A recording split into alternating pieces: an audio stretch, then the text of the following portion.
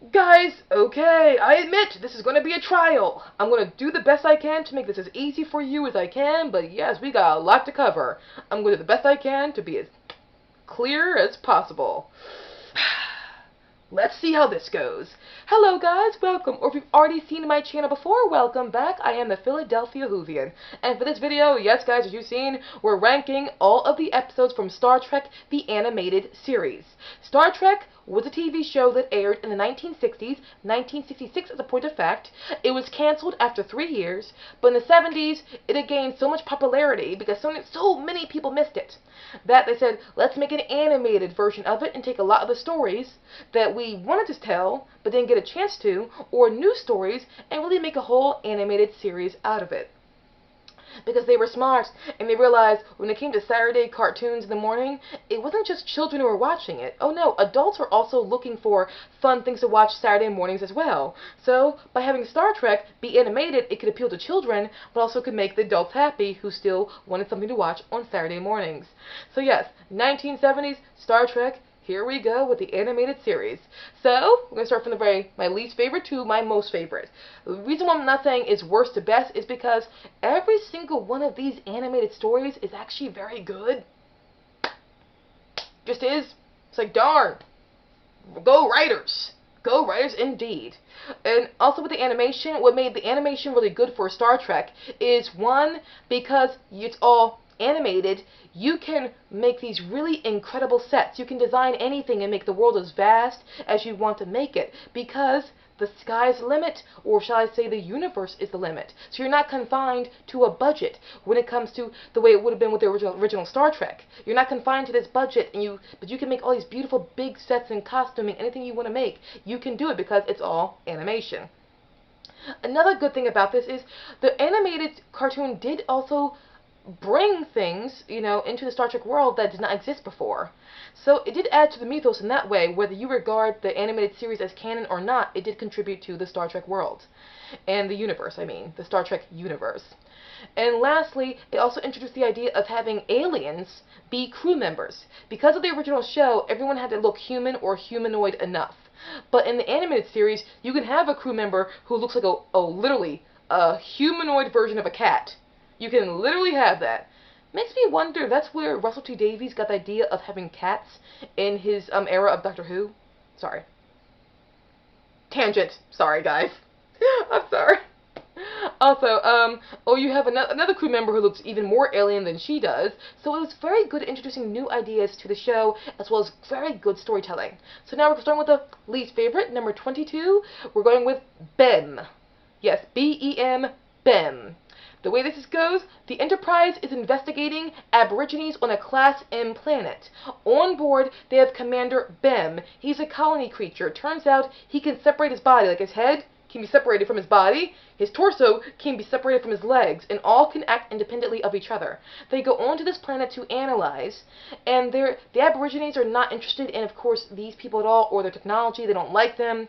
And Bem, he makes things complicated very quickly. He insults Kirk, and he has no right to insult Kirk, but eventually the reigning force on this planet pardons them and allows them to leave after they've been imprisoned by the Aborigines. BEM was a story that was supposed to be in the original Star Trek series, but it got cancelled before BEM could actually be made into an episode. So it's a good story, but it's not my favorite, but it's still perfectly fine. Next we have is number 21, How Sharper Than a Serpent's Tooth. Okay, here we go.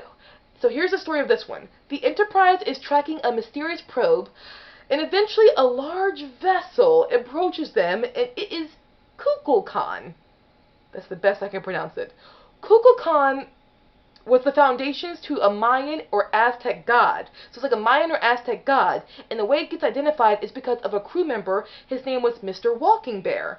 And he recognizes Kukulkan. And Kukulkan is there because he's upset that humans are no longer worshipping him or, idolizing him. Because the civilization that was all supportive of him and all about, Kukulkan, fell into ruin, as we know with the Aztec and Mayan culture.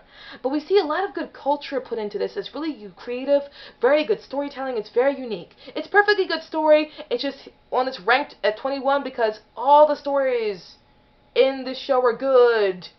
This just fell where it did. Okay, now we have number 20, The Eye of the Beholder. If you guys love the story, hear me out why. Actually, before I do that, I should explain what's about. So the Enterprise follows up on a missing science team.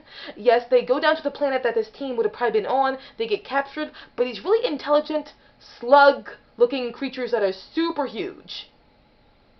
And they're put into these, you know, sectioned off in these little glass room areas like they're like specimens. You know, this is perfectly fine, but for me it's like I've seen this done already before in other ways, and that would have been like in stories like The Cage, or aka The Menagerie. So I've seen this concept before enough times to be like, okay, well, you know, I've seen it before, and just in different ways. Perfectly fine story, it's just not going to be my favorite. I'm not going to lie, it's just not my favorite. And also, luckily all that is well does end well. Sorry, got tongue-tied there. And eventually, the people, the crew member of the Enterprise and the scientific crew are released. Okay, now we have up is number 19. Okay, oh god, guys. I'm gonna get so much hell for this because people love this story. It's just not my favorite. I'm sorry. Okay, here we go. Philadelphia Whovian, face the music. The Slaver Weapon. Sorry, I'll repeat that. The Slaver Weapon. Here's the plot of the Slaver Weapon. Spock, Uhura, and Sulu are in a smaller craft, and they're traveling to a starbase with a discovered artifact. It's called a Slaver Stasis Box.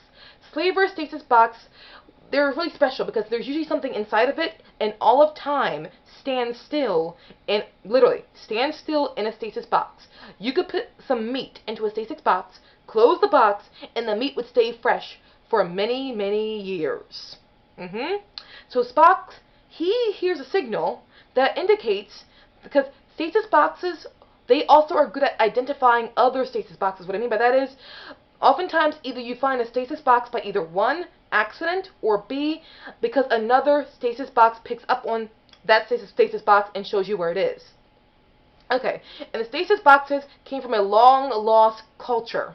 And so Spock gets a signal where this stasis box finds out or is being able to detect another stasis box, and they go to investigate on an ice planet, and it's all Spock's fault because they get captured by a race called the Kzinti, hardcore meat eaters who do not respect people who eat vegetables, and they think all women are usually relatively stupid.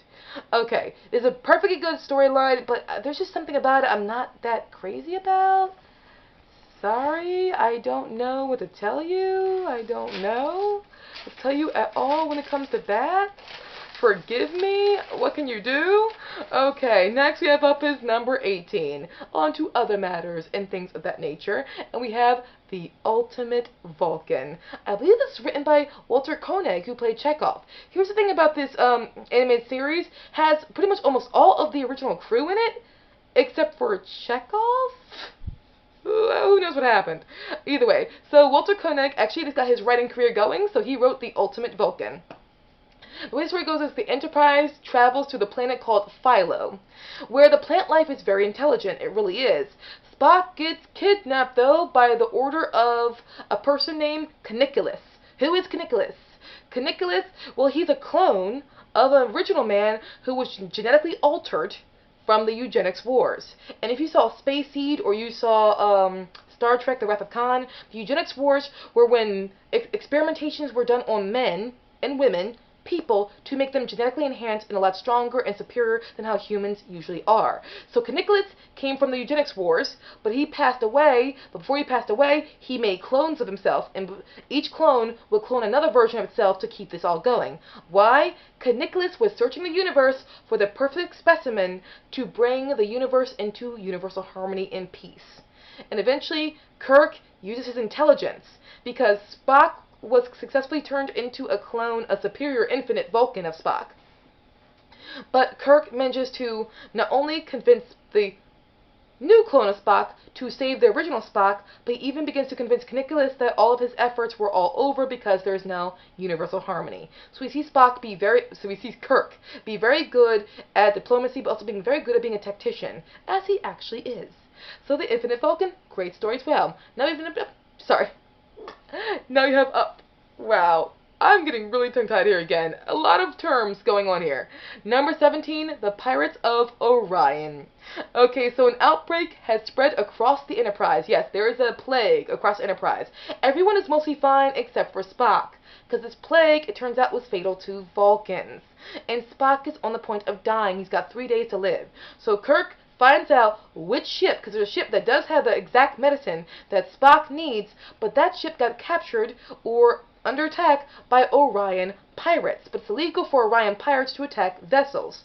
So it takes a while and a lot of maneuvering for Kirk to finally get a hold of the pirates and get the medicine back, but the medicine does get returned, and yes, Spock does get saved. Thank God Spock got saved. Thank God. Sorry, I love Spock. Next we have up is number 16, we have The Survivor. Okay, this one, nice cut and dry story of the Enterprise. It beams up a man named Carter Winston. Winston was a pioneer or a very great man who's been lost for 5 years. Everybody thought he was presumed dead, because he kind of was. So they beam aboard, and his fiance is there, who has not seen him in 5 years, is happy to be reunited with him, but it turns out that is not Carter Winston. That is a shape-shifting alien called a Vandorian, and it was being used by the Romulans to trick the Enterprise into going into Romulan territory so the war can be started. Oh, those Romulans. Yes. But it's also, overall, it's a very good story and very unique as well. So, number 16, very good. I think it's right to be there. Number 15. This might shock people that it's so high, but I personally liked it. The Jihad. Okay. Oh, the Jihad. Here's what it goes. Spock and Kirk, they join an expedition where a race called the Score are planning to attack and have a intergalactic war. Why? Because an artifact called the Soul of Alar was stolen. The Soul of Alar was precious to them. Very, very, very precious. If it does not get returned and retrieved, oh yes, friends, there'll be an intergalactic war on our hands. And think of this, what should I think of this as? Think of this as, I guess, Lord of the Rings meets Star Trek? Because it really is. Kirk and Spock do an expedition of other people, and they're on like this fellowship across all this, terrible and torrential territory that's just hard to get through, to get to this artifact, to save the universe. It feels very Lord of the Rings-like. I suppose that's why I do like it. At the end of it, it turns out it got erased literally from Spock and Kirk's and Enterprise memory, but it was still a cool, fun adventure, and I like it for that. Maybe I'm weird, who knows? Okay, number 14, Beyond the Farthest Star. I think this is the first episode of the entire animated series. The way this goes is the Enterprise comes upon a dead ship that orbits a dead star. And this dead ship is beautiful, but it's been dead for a long time, many, centuries, and it held a creature captive there. This creature, it gets onto the Enterprise and it takes over the Enterprise. But Kirk, using his wits, he tricks it. He gets the Enterprise to act like it's about to crash into a planet, forcing this creature that was taking possession of the Enterprise to abandon the Enterprise and go into the planet, and then the Enterprise escapes at the last second. And we never see this entity or know what it is, but it wanted to get into the Enterprise because it was tired of being alone. But Kirk did what he had to do. Whew, very breathtaking episode to really start your show on. So now we have number 13, The Time Trap. Okay, I'm assuming that this should be a loved episode because it is very good. The Time Trap, okay, the Delta Triangle. What is the Delta Triangle? It's a place where many starships have disappeared. Think of it as like the space version of the Bermuda Triangle, I guess? Yeah, we can go with that. And along with this, here's the problem. The Enterprise is literally in conflict with a ship of Klingons. They get sucked into the Delta Triangle, and they just disappear into it. And they get pulled into another dimension, where there are many other dead ships. And eventually, Kirk, Spock, and all of them begin to figure out a way how to get back into our universe at the expense of trusting the Klingons, but also knowing, because Spock is so clever, knowing the Klingons, of course, cannot be trusted. I like the Time Trap. It's my thing.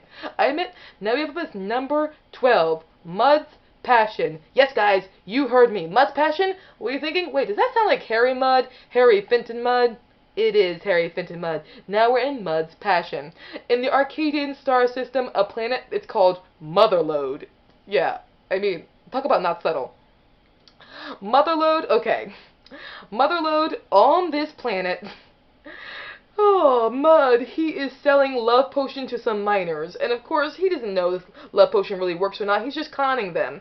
But then Kirk gets there, he arrests Mud, but Mud, he gives his rocks, which are love potion, to Nurse Chapel, trying to, to hoodwink her and get her identification from her so he can escape. And what does Nurse Chapel do? She tries to use this on Spock. At first, it does not work, but eventually it does work, so we see Spock show some intense love for Nurse Chapel, but eventually something happens where him and Kirk get exposed to these love rocks, and we see Spock and Kirk hug and show their love for each other.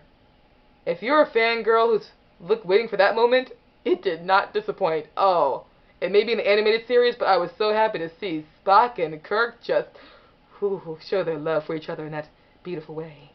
Okay, guys, so that ends part 1 of my ranking of the animated series episodes. If people watch this one, I will do a part 2 to finish up the rankings. Guys, thank you so much for watching. You were awesome. You were great. Sorry for my bumbling speech sometimes.